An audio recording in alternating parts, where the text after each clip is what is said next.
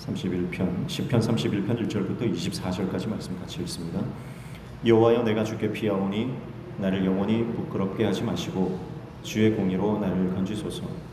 내게 귀를 기울여 속히 건지시고 내게 견고한 바위와 구원하는 산성이 되소서. 주는 나의 반석과 산성이시니 그러므로 주의 이름을 생각하셔서 나를 인도하시고 지도하소서. 그들이 나를 위하여 비밀이 친 그물에서 빼내소서. 주는 나의 산성이시니이다. 내가 나의 영을 주의 손에 부탁하나이다. 진리의 하나님 여호와여, 나를 속량하셨나이다. 내가 허탄한 거짓을 숭상하는 자들을 미워하고 여호와를 의지하나이다. 내가 주의 인자하심을 기뻐하며 즐거워할 것은 주께서 나의 고난을 보시고 환난 중에 있는 내 영혼을 아셨으며 나를 원수의 수중에 가두지 아니하셨고 내 발을 넓은 곳에 세우셨음이니이다. 여호와여, 내가 고통 중에 있사오니 내게 은혜를 베푸소서. 내가 근심 때문에 눈과 영혼과 몸이 쇠하였나이다. 내 일생을 슬픔으로 보내며 나의 연수를 탄식으로 보내며 내 기력이 나의 죄악 때문에 약하여지며 나의 뼈가 쇠하도소이다. 내가 모든 대적들 때문에 욕을 당하고 내 이웃에게서는 심히 당하니 내 친구가 놀라고 길에서 보는 자가 나를 피하였나이다. 내가 잊어버린 바 됨이 죽은 자를 마음에 두지 아니함 같고 깨진 그릇과 같으니이다. 내가 무리의 비방을 들었으므로 사방이 두려움으로 감싸였나이다. 그들이 나를 치려고 함께 의논할 때에 내 생명을 빼앗기로 꾀하였나이다. 여호와여, 그러하여도 나는 주께 의지하고 말하기를 주는 내 하나님이시라 하였나이다. 나의 앞날이 주의 손에 있사오니 내 원수들과 나를 핍박하는 자들의 손에서 나를 건져주소서. 주의 얼굴을 주의 종에게 비추시고 주의 사랑하심으로 나를 구원하소서. 여호와여, 내가 주를 불렀사오니 나를 부끄럽게 하지 마시고 악인들을 부끄럽게 하사 수월에서 잠잠하게 하소서. 교만하고 완악한 말로 무례히 의인을 치는 거짓 입술이 말 못하는 자 되게 하소서. 주를 두려워하는 자를 위하여 쌓아두신 은혜, 곧 주께 피하는 자를 위하여 인생 앞에 베푸신 은혜가 어찌 그리 크신지요. 주께서 그들을 주의 은밀한 곳에 숨기사 사람의 귀에서 벗어나게 하시고 비밀이 장막에 감추사 말 다툼에서 면하게 하시리라. 여호와를 찬송할지어다. 견고한 성에서 그의 놀라운 사랑을 내게 보이셨음이로다. 내가 놀라서 말하기를 주의 목전에서 끊어졌다 하였사오나 내가 주께 부르짖을 때에 주께서 나의 간구하는 소리를 들으셨나이다. 너희 모든 성도들아, 여호와를 사랑하라. 여호와께서 진실한 자를 보호하시고 교만하게 행하는 자에게 엄중히 갚으시느니라. 여호와를 바라는 너희들아, 강하고 담대하라. 아멘. 아멘. 옆에 있는 분하고 인사하겠습니다. 사랑합니다. 축복합니다. 잘 오셨습니다. 잘 오셨습니다.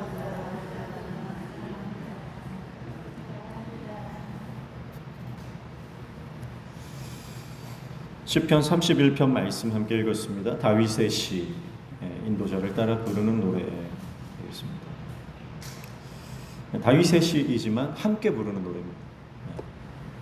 우리가 함께 하나님 앞에 예배하고 함께 하나님 앞에 찬양할 때 우리 안에 하나님께서 임재하시고 또 하나님의 임재 안에는요, 회복이 있습니다. 하나님의 임재 안에는 치유가 있는 줄로 믿습니다. 하나님의 임재 안에는 기쁨이 있습니다. 하나님이 임재하시는 곳에는 영광이 있습니다. 그래서 우리가 어떤 환경에 형편에 있다가 왔든지 간에 주님의 임재 안으로 들어가 버리면 그 임재 안에서 우리는 회복과 치유를 경험하고 우리 안에 있는 모든 근심과 걱정이 녹아지는 어둠의 영들이 떠나가는 은혜를 경험하게 되는 줄로 믿습니다.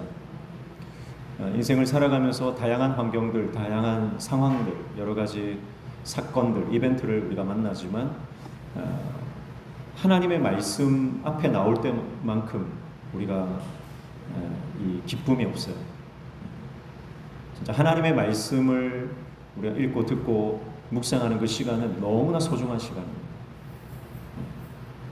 세상 어디에 간다고 우리가 회복이 되겠습니까? 말씀을 읽다 보면 내 영이 회복되는 게 느껴지고요. 말씀을 읽다 보면 내 정체성이 회복되는 게 느껴집니다. 말씀을 읽다 보면 그 말씀이 나를 살린다는 느낌이 나요. 그리고 내가 살아있다는 느낌은 어디서 받습니까? 말씀 읽다가, 말씀을 묵상하다가. 그러니까 주님을 묵상할 때 내가 살아있음을 느끼는 겁니다. 영이 살아나기 때문에 영이 살아나면 모든 것이 새로워져. 모든 것이 새로워져. 오늘도 하나님의 말씀이 우리의 생명인 줄로 믿습니다. 하나님의 말씀 오늘 함께 보겠습니다.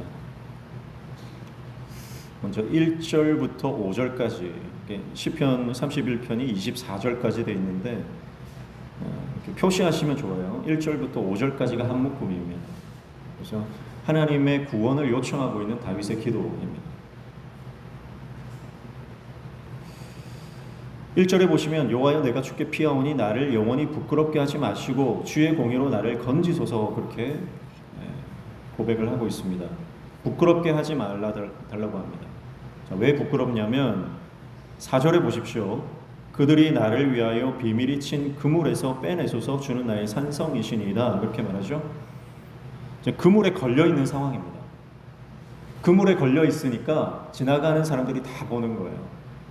사람들의 구경거리가 된 겁니다. 그리고 옴짝달싹 할 수 없는 답답한 상황 가운데 있는 겁니다. 그래서 사람들의 구경거리, 사람들의 비아냥거리, 사람들이 수군거리고 사람들이 손가락질하는 그런 상황 가운데 빠져 있습니다. 그래서 부끄럽습니다. 그렇지만 하나님께서 건져 주실 것에 대해서 기대하면서 하나님께 구원을 요청하고 있습니다. 그래서 공경에 처한 다윗이 하나님 앞에 간절히 구원을 요청하는데 1절에 나를 건지소서, 2절에는 속히 건지소서 그랬죠.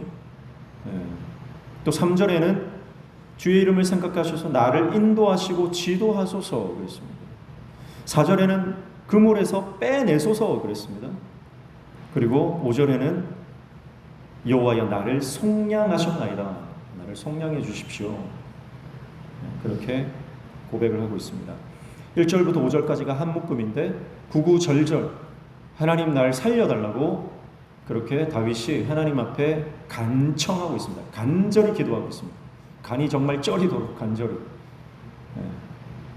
그리고 간이 쩌리도록 기도하셔야 됩니다.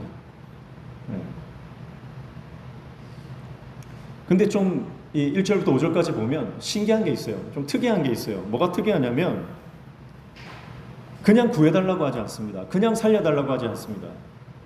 1절에 보시면 뭐라고 합니까? 주의 공의로 나를 건지소서 그랬습니다.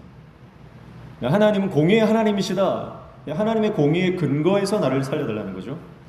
2절에 보면 주님은 견고한 바위, 구원하는 산성이 되신다. 3절에는 주는 나의 반석과 산성이십니다. 4절에는 또 주는 나의 산성이십니다. 5절에도 보면 하나님은 진리의 하나님이십니다. 그 고백을 하고 있는 걸 볼 수 있습니다. 그래서 하나님의 공의, 체다카, 또 하나님은 견고한 바위, 또 구원하는 산성, 반석, 주의 이름, 진리의 하나님, 이런 하나님의 속성, 하나님의 성품, 하나님이 지금까지 자신의 삶에 행하셨던 하나님을 알고 있는 지식을 바탕으로 구원을 요청하고 있습니다. 마치 어떤 느낌이냐면 구원해 달라고 하는 건 핑계고 하나님 날 좀 살려주세요 하는 것은 핑계고 그것을 빌미로 하나님이 어떤 분인지를 마치 자랑하고 있는 것 같습니다. 그런 느낌이 들어요. 간절한 기도 속에, 간절한 구원 요청 속에 하나님이 어떤 분이신지를 드러내고 있다는 겁니다. 하나님을 찬양하고 있는 겁니다. 이것이 다윗의 영성입니다. 마치 그런 거예요. 여러분 그 방송을 보면 PPL이라고 있습니다. 간접 광고. 근데 요즘에는 대놓고 광고 하더라고요. 방송은 약간 핑계고 예능 프로그램이라든지 드라마를 진행하는데 갑자기 무슨 상품이 나오잖아요. 거기 떡하니 있잖아요. 상표 로고가 떡하니 있잖아요. 그런 걸 PPL이라고 하는데 드라마나 제작사들이 이 광고 수입을 얻어야 되기 때문에 드라마와 전혀 맥락과 관계없는 이런 상품들이 갑자기 뜬금없이 등장하는 경우가 있지 않습니까? 그러니까 드라마보다 이 광고 제품이 주가 되는 경우들이 있어요. 좀 그런 생각이 들더라고요. 다윗이 지금 정말 이 그물에 갇힌 상황이에요. 하나님께 살려달라고 하는데 그 갇혀서 드라마가 진행되는데 갑자기 하나님을 광고하는 거예요. 그런 느낌이지 않습니까? 다윗이 지금 생각하는 건 뭐예요? 내가 갇혔다. 그럼 이 상황에서 하나님 어떻게 드러낼까? 내가 공경을 당했다. 그러면 이 상황에서 내가 하나님을 어떻게 드러낼까? 내가 정말 어려운 일을 만났다. 그런데 이 어려운 상황에서 하나님을 어떻게 찬양할까? 그 고민을 하는 것만 같습니다. 근데 실제로 그래요. 실제로. 다윗은 자신을 살려달라고 하는 그 하나님의 간절한 기도, 하나님을 향한 간절한 기도 요청 속에 구구절절 하나님의 성품을 드러내고 하나님이 어떤 분이신지를 노래하고 찬양하고 있다는 것입니다. 다시 말하면 다윗은 자신의 문제보다, 닥친 상황보다 하나님께 더 집중하고 있다라고 하는 것입니다. 우리는 반대잖아요. 우리는 상황에 완전히 몰입해버립니다. 우리는 문제에 완전히 매몰돼 버립니다. 어떤 사람이 나를 힘들게 하면 그 사람 생각에 완전히 꽉 차버립니다. 누가 나한테 한마디 하면 하루 종일 그 사람 생각만 합니다. 어떻게 갚아줄까? 막 이를 악물고 막 그러지 않습니까? 네. 근데 다윗은 누가 나를 공격한다? 그러면 이 사건을 통해서, 이 관계를 통해서 어떻게 하나님을 드러낼까? 또 하나님의 어떤 성품을 내가 맛볼 수 있을까? 그런 생각을 하는 것 같아요. 정말 어려운 환경을 만났는데 그 환경 속에서 하나님을 기대하는 것 같습니다. 이번에는 어떤 하나님의 역사가 일어날까? 이번에는 하나님이 어떻게 일하실까? 내가 해결할 수 없는 문제 가운데 봉착했을 때 이 문제를 하나님이 어떻게 해결하실까에 대한 기대감, 하나님이 어떻게 일을 이루실까에 대한 그 설레임, 하나님이 어떻게 이 불가능한 상황을 가능하게 하실까? 그것에 대한 그 두근거림, 다윗에게는 그런 영성이 있었던 것이죠.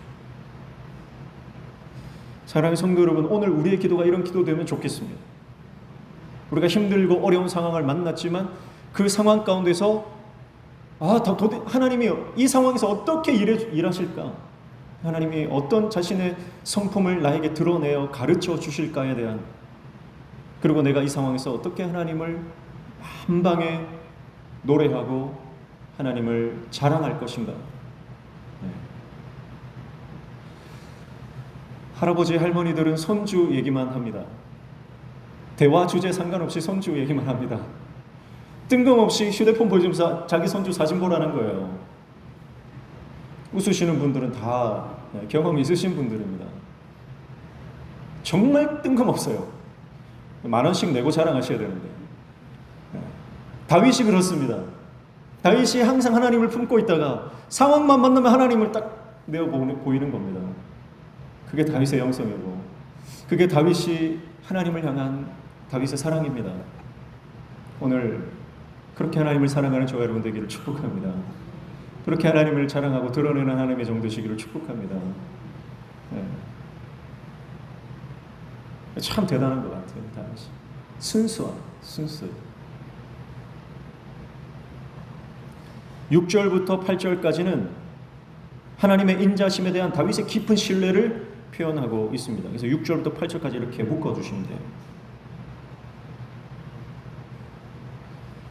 6절에 내가 허탄한 거짓을 숭상하는 자들을 미워하고 여호와를 의지함. 7절 내가 주의 인자심을 기뻐하며 즐거워할 것은 주께서 나의 고난을 보시고 환난 중에 있는 내 영혼을 아셨으며. 8절 나를 원수의 수중에 가두지 아니하셨고 내 발을 넓은 곳에 세우셨음 이니이다. 그렇게 말합니다. 그래서 6절, 7절, 8절의 중심은 뭐예요? 주의 인자하심입니다. 주님의 인자하심. 그래서 주님의 인자하심, 나를 향한 그분의 사랑, 그분의 무조건적인 사랑, 나를 향한 호의,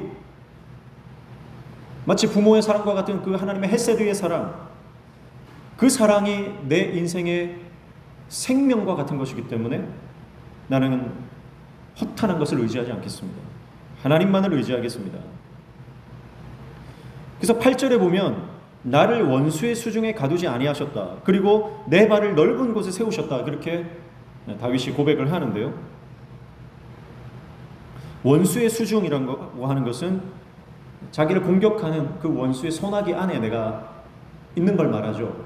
근데 하나님께서 나를 그 원수의 소나기, 답답한 상황, 좁고 답답하고 깝깝하고 그런 상황 가운데서 하나님이 나를 건져주셔서 넓은 곳에 있게 하셨다는 겁니다.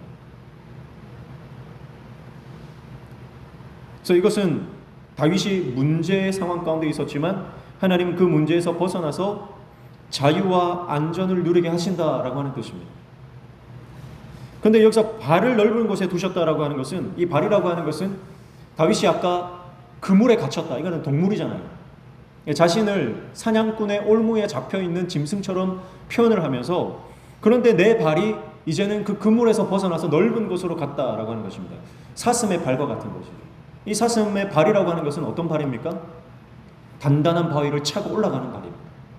절벽을 타고 오르는 발입니다. 여러분 그 산양, 그 염소 이런 걸 보면요, 사람이 도무지 오르지 못하는 그런 절벽 바위를요 막 타고 올라가더라고요. 그 사슴의 굽과 굽은 이 완전히 갈고리처럼 되어 있어가지고 탁 걸 수 있는 거예요. 조금만 틈이 있으면 마치 그 클라이밍 하는 선수들 조그만 이 바위 조그만 모양 막 잡고 올라가지 않습니까? 사슴의 발이라고 하는 것은 그런 조그만 틈만 있으면 그걸 밟고 절벽 끝까지 올라가 버리는 거예요. 바위를 타고 올라가는 사슴의 발, 절벽을 타고 올라가는 사슴의 발처럼, 그러니까 하나님께서 문제가 없는 상황을 만들어 주시는 게 아니라 그 문제를 타고 넘어가 버리는 능력을 주신다는 것입니다. 그러면서 나를 넓은 곳에 세우셨음이니이다. 여기서 세우셨다라고 하는 것은 완료형이에요. 그러니까 지금은 답답한 상황인데 다윗은 완료형을 쓰면서 이미 하나님께서 그렇게 행하신 것처럼 말을 하고 있습니다. 믿음의 선포입니다. 지금 내가 그런 상황에 있지 않아도 하나님이 반드시 그렇게 하신다. 예언적 선포를 하는 겁니다. 오늘 저와 여러분의 믿음이 이런 믿음 되기를 축복합니다. 그 근거가 뭐라고요? 주님의 인자하심 때문이다. 내 발이 자유와 안전을 누리는 것, 바위와 절벽을 타고 오르는 능력 있게 살아가는 것, 그래서 그것이 내 삶에 가능하게 되는 것, 실현되는 것, 이를 이루어지는 것, 그것이 나의 능력이 아니고 나의 경험이 아니고 하나님의 인자하심 때문이다. 그렇게 고백하고 있습니다. 오늘 우리 인생 가운데 하나님의 인자하심이 우리를 인도하시는 줄로 믿습니다. 그분의 인자하심, 하나님의 사랑, 하나님의 긍휼, 그 하나님의 성품을 붙들고 나아갈 때 우리는 어떤 상황을 만나든지 그물에서 벗어나 그 어마어마한 절벽을 타고 넘어가는, 그래서 우리의 삶에 어떤 문제가 닥쳐도 그 문제를 밟고 올라가는, 원수를 짓밟는 그런 인생 되기를 주님의 이름으로 축복합니다. 9절부터 13절까지 또 한 묶음인데요, 표시를 해놓으시고, 다윗의 고통, 다윗의 슬픔, 다윗이 정말 어려운 상황 가운데는 탄식을 하나님 앞에 쏟아내는 장면입니다. 다윗의 깊은 내면에 있는 고통과 아픔과 탄식을 하나님께 다 쏟아냅니다. 그래서 그게 9절에 보시면 이렇게 말해요. 여호와여, 내가 고통 중에 있사오니 내게 은혜를 베푸소서. 내가 근심 때문에 눈과 영혼과 몸이 쇠하였나이다. 그럽니다. 눈과 영혼과 몸, 눈은 보고 판단하는 혼적인 기관입니다. 그래서 혼과 영혼과 몸, 영혼육을 다 말하는 거죠. 자신의 전인격을 말합니다. 완전히 쇠약해졌습니다. 그리고 10절에 보면 내 일생을 슬픔으로 보내며 나의 연수를 탄식으로 보내며 내 기력이 나의 죄악 때문에 약하여지며 나의 뼈가 쇠하도소이다. 그렇게 말합니다. 자신이 얼마나 슬픈지, 자신이 얼마나 연약한지 하나님 앞에 다 쏟아내고 있습니다. 자, 이것은 다윗이 나는 우울해요, 난 살맛이 없어요, 그런 뜻으로 하는 말이 아니고, 다윗이 이렇게 하나님 나는 너무너무 연약한 상태에 있습니다 라고 말하는 것은 하나님 앞에서 강한 척하지 않겠다는 겁니다. 하나님 앞에서, 말씀 앞에서, 주님의 임재 앞에서 내가 괜찮은 척하지 않겠다는 겁니다. 마음이 힘들 때는 힘든 그대로 하나님께 나아가서 눈물을 다 쏟아내겠다는 겁니다. 여러분, 우리가 언제 병드냐면 괜찮은 척할 때 병드는 겁니다. 안 아픈 척하면 골병 드는 겁니다. 조금 아프면 병원 가야 됩니다. 조금 아프면 약을 먹어야 됩니다. 괜찮겠지 하다가 큰 병 드는 겁니다. 병원에 자주 가시는 분이 오히려 더 오래 사시는 겁니다. 나는 건강해, 나는 괜찮아 하시는 분들이 한 방에 가는 겁니다. 의사 앞에 가는 것을 두려워하는 사람은 나중에 큰 병을 만납니다. 그러나 의사에게 가는 것을 취미로 삼으시는 분은 좀 골골대더라도 오래 가는 거죠.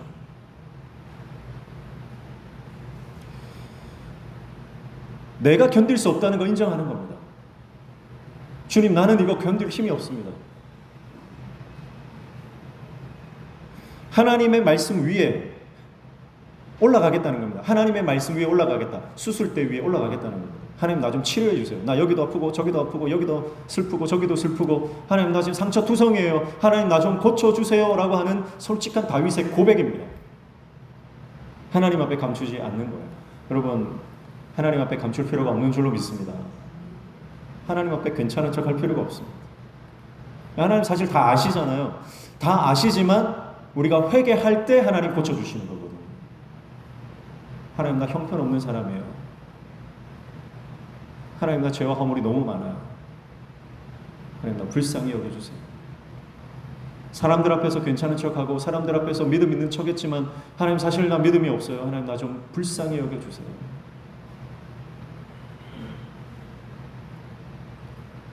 막 몸이 아픈데 의사 앞에 가서 괜찮은 척하는 사람, 어리석은 사람이잖아요.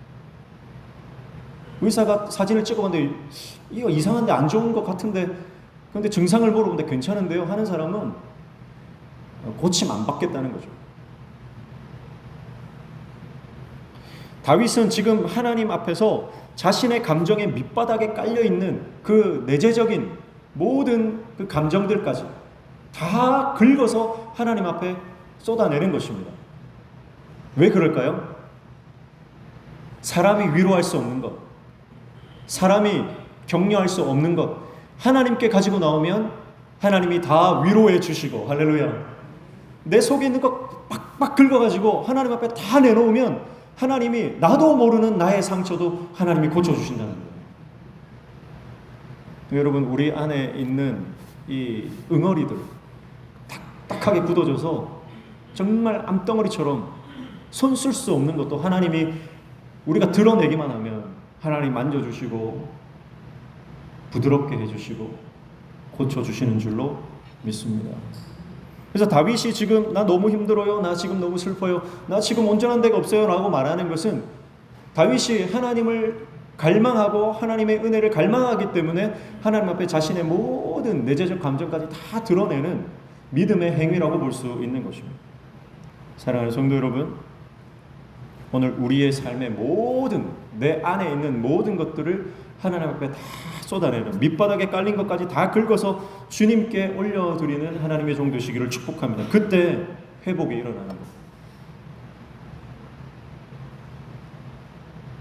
오늘 낮에 신방 갔다가 식당에 가서 돌솥 비빔밥을 먹었는데 돌솥이 얼마나 뜨거운지 밑에 누룽지가 싹 생기더라고요. 마지막까지 긁어 먹으려고 권사님이 그만 긁으라고 박박 긁어야 됩니다. 집에 가서 남편 바가지 긁지 말고 자기 속마음을 긁어가서 하나님께 내어드려야 돼요. 웃으시는 분들은 바가지 긁으시는 분들이 있습니다. 그래서 자신의 약함, 자신의 연약함을 하나님께 다 내어놓는 겁니다. 그래서 12절에 이렇게 고백하죠. 12절에 내가 잊어버린 바 됨이 죽은 자를 마음에 두지 아니함 같고 깨진 그릇과 같으니이다. 아멘. 다윗이 자기 자신을 고백할 때 뭐라고 고백합니까? 나는 깨진 그릇입니다. 연약한 그릇입니다. 사도 바울이 고백했던 것처럼 질그릇에 담긴 보화, 이 고백을 하고 있는 겁니다. 나는 연약한 그릇입니다. 나는 깨진 그릇입니다. 나는 질그릇입니다. 그래서 이 그릇에 하나님이 필요하다는 거죠. 그리고 내 안에 있는 믿음은 내가 깨어질 때 하나님이 드러난다. 연약한 질그릇에 담긴 보화. 다윗은 이미 이 고백을 하고 있는 것입니다. 그래서 자신이 깨어질 때, 자신의 연약함이 완전히 깨어지고 드러날 때 하나님의 영광이 드러나고 하나님의 하나님 되심이 드러나고 하나님의 역사가 시작되는 겁니다. 나를 회복시키시는, 연약한 나를 들어 쓰시는 역사. 할렐루야. 그래서 우리 교회도 마찬가지예요. 우리 교회의 연약함들이 다 깨져야 돼요. 우리 교회에 하나님 기뻐하지 않는 그런 모든 부정한 것들과 잘못된 습관과 전통들과 관습들이 다 깨져야 됩니다. 그때 하나님이 드러나시고 하나님 일하시기 시작합니다. 하나님께서 그 작업들을, 영적 작업들을 이미 시작하신 줄로 믿습니다. 그래서 우리는 연약하지만 그 연약함을 인정하고 하나님을 의지하면 하나님 우리 연약한 우리도 쓰시는 겁니다. 할렐루야. 저와 여러분을 쓰시고 우리 교회를 쓰시고 우리 자녀들을, 우리 다음 세대를 하나님께서 놀랍게 어마어마한 하나님의 종으로 쓰시는 줄로 믿습니다. 그래서 다윗이 나는 깨진 그릇입니다 고백하면서 14절에 뭐라고 하냐면 같이 읽습니다. 시작. 여호와여 그러하여도 나는 주께 의지하고 말하기를 주는 내 하나님이시라 하였나이다. 아멘. 나는 깨진 그릇인데 깨진 그릇이라 하나님을 의지했더니 하나님이 주는 내 하나님이시라. 할렐루야. 하나님이 드러나 버리시는 거예요. 내가 깨어진 그릇임을 인정하고 하나님을 의지했더니 질그릇에 담긴 보화가 드러나기 시작하는 거예요. 근데 우리는 자존심 지키려고 하는 거예요. 괜찮은 척, 믿음 좋은 척. 그러면 하나님 절대 드러나지 않죠. 그러나 내가 깨어질 때 주님은 드러나시고 깨어진 그 그릇을 하나님께서 다시 빚으셔서 하나님의 아름다운 도구로 사용하여 주시는 것입니다. 15절부터 18절까지는 한 번 더 하나님 앞에 구원을 요청합니다. 15절에 보면 이렇게 말합니다. 나의 앞날이 주의 손에 있사오니 내 원수들과 나를 핍박하는 자들의 손에서 나를 건져주소서. 자, 다윗은 자신의 현재뿐만 아니라 앞날까지 하나님의 손에 맡깁니다. 우리의 두려움은 다가오지 않은 미래에 대한 두려움입니다. 내일이 어떻게 될지 모르니까 불안한 거예요. 우리는 현재를 살아가지 않고 미래를 살아갑니다. 근데 말씀은 항상 현재를 살아가야 되는데 현재를 못 살아갑니다. 그래서 항상 미래를 두려워하며 살아가는 거죠. 근데 다윗은 그 미래를 하나님께 맡겨버리는 거예요. 그러니까 현재를 살아가는 거죠. 그래서 다윗의 영성을 현실에 뿌리박은 영성이라고 하는 것입니다. 근데 원어적으로 보면 이 나의 앞날이라고 하는 이 토타이라고 하는 것은 나의 시간들 복수를 쓰고 있습니다. 나의 시간들. 나의 시간들, 나의 모든 시간을 말하는데 나의 시간이 16절 보면 이렇게 말하죠. 주의 얼굴을 주의 종에게 비추시고 주의 사랑하심으로 나를 구원하소서. 주의 얼굴은 하나님의 임재를 말하는 거잖아요. 그러니까 나의 시간들이 하나님의 얼굴을 구하는 시간, 즉 주님이 임재하는 시간이 되게 해주십시오라는 고백이죠. 이것은 우리가 여러 번 언급했던 바로 하나님의 시간, 하나님의 시즌, 하나님의 시절, 바로 카이로스의 시간. 나의 시간이 하나님의 시간, 영적인 시간, 카이로스의 시간 되게 해주십시오. 특별한 때에만 하나님의 카이로스의 시간이 이벤트처럼 일어나는 것이 아니라 하나님 나의 모든 시간들이 영적 시간, 하나님의 영적 임재가 있는 카이로스의 시간 되게 해주십시오. 그 고백을 하고 있는 것입니다. 모든 순간 하나님 개입해 주시고 모든 순간 하나님이 역사해 주시고 나는 모든 순간 하나님만 의지하겠습니다. 그런 고백이죠. 다윗이 자신을 의지하지 않기 때문에 이런 고백을 하는 겁니다. 왜냐하면 믿음 잃어버리는 것이 사실은 한순간이거든요. 다윗이 인생을 보면서 정말 하나님 잘 믿는 것 같았지만 변절하는 사람들을 너무 많이 본 거예요. 자신의 선대 왕인 사울이 그랬잖아요. 정말 사울은 하나님을 잘 믿는 왕처럼 보였습니다. 그런데 어느 순간 악령에 사로잡히고 한순간 하나님을 버립니다. 정말 손바닥 뒤집듯이 사람이 바뀌는 거예요. 우리도 종종 그런 경우를 보지 않습니까? 그러니까 다윗도 자기 자신을 믿지 못하는 겁니다. 나도 그럴 수 있다. 그래서 하나님 나의 모든 시간들 가운데 임재해 주십시오. 지금은 내가 믿음 좋은 것처럼 보여도 내일 되면 내 마음이 어떻게 변할지 모르니까 하나님 내일도 하나님의 사람 되기를 원합니다. 모레도 하나님 사람 되기를 원합니다. 10년 후에도 하나님의 사람으로 있기를 원합니다. 나의 마지막 순간까지 내 코에 호흡이 더 이상 없는 그 시간까지 내가 하나님의 사람으로 남기를 원합니다. 오늘 저와 여러분이 끝까지 하나님께 충성하는 하나님의 종들 되기를 주님의 이름으로 축복합니다. 19절부터 24절까지 한 묶음인데요. 응답하신 하나님께 감사와 찬송을 부르며 그 하나님의 백성들을 향해 그 예배 가운데로 초대합니다. 마지막 단락에서 주목할 것은 19절인데요. 19절에 보면 이런 표현이 나와요. 쌓아두신 은혜, 베푸신 은혜, 이런 표현이 나옵니다. 19절 같이 읽어볼게요. 주를 두려워하는 자를 위하여 쌓아두신 은혜, 곧 주께 피하는 자를 위하여 인생 앞에 베푸신 은혜가 어찌 그리 큰지요. 아멘. 여러분, 하나님은 우리에게 주실 은혜를 차곡차곡 쌓아두시는 분인 줄로 믿습니다. 은혜를 쌓아두시는 분이에요. 하나님 풍성하신 분, 모든 것을 가지신 분. 그래서 항상 우리를 위해서 우리 개인과 가정과 교회에 주실 복을 날마다 쌓아두십니다. 그리고 우리가 하나님의 그 때가 되면 쌓아두신 은혜를 인생 앞에 베푸시는, 쏟아 부어주시는 은혜를 경험하게 될 줄로 믿습니다. 그래서 우리는 그 임계점, 영적인 임계점을 넘어갈 때까지 포기하지 말고 쌓아두신 은혜가 우리 가운데 쏟아질 때까지 주님 은혜로 살아가시기를 축복합니다. 사명 끝까지 감당하시기를 축복합니다. 끝까지 기도의 사명 감당하고 전도의 사명 감당하고 예배자로 살아가시기를 축복합니다. 잉태한 산모가 10달이 되면 점점 자랐던 그 아이가 쏟아져 나오는 것입니다. 영적인 것도 마찬가지입니다. 감당할 수 없는 압도적인 하나님의 은혜.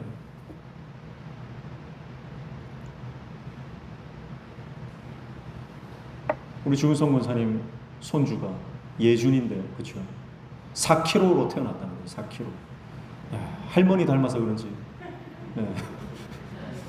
어마어마하게 큰 아이가, 우량아가 나왔습니다. 하나님께서 쌓아두신 은혜가, 우리 가운데 압도적인 하나님의 그 은혜가 쏟아부어지는 놀라운 역사가 여호와를 바라는 자들에게 임할 줄로 믿습니다. 그래서 다윗은 마지막으로 이렇게 말합니다. 24절 같이 읽습니다. 시작. 여호와를 바라는 너희들아 강하고 담대하라. 아멘. 주님의 그 쌓아두신 은혜가 우리에게 쏟아부어지는 그날까지 여호와를 바라보라. 여호와를 바라보라. 여호와를 바라보라. 강하고 담대하라. 우리의 믿음을 흔들어 놓는 상황과 환경과 사람들이 있을지라도, 원수들이 나를 공격할지라도 끝까지 강하고 담대함으로 여호와를 바라보는 저와 여러분 되시기를 축복합니다. 주님의 은혜가 반드시 우리의 삶에, 우리의 가정에, 우리 교회에 쏟아 부어지는 역사, 쌓아두신 그 은혜를 우리가 누리는 역사, 그것이 임하는 줄로 믿습니다. 지금은 힘들어도, 정말 그물에 갇혀 갑갑한 상황일지라도 다윗처럼 갇혀 있는데 그래요. 이미 그렇게 되었다 선포하는 겁니다. 이미 그렇게 돼. 이미 하나님 일하셨다. 그 믿음의 선포로 나아가는, 문제를 돌파하는 하나님의 신실한 종들 되시기를 주님의 이름으로 축복합니다. 할렐루야. 주님이 그렇게 복 주실 줄로 믿습니다. 찬송가 434장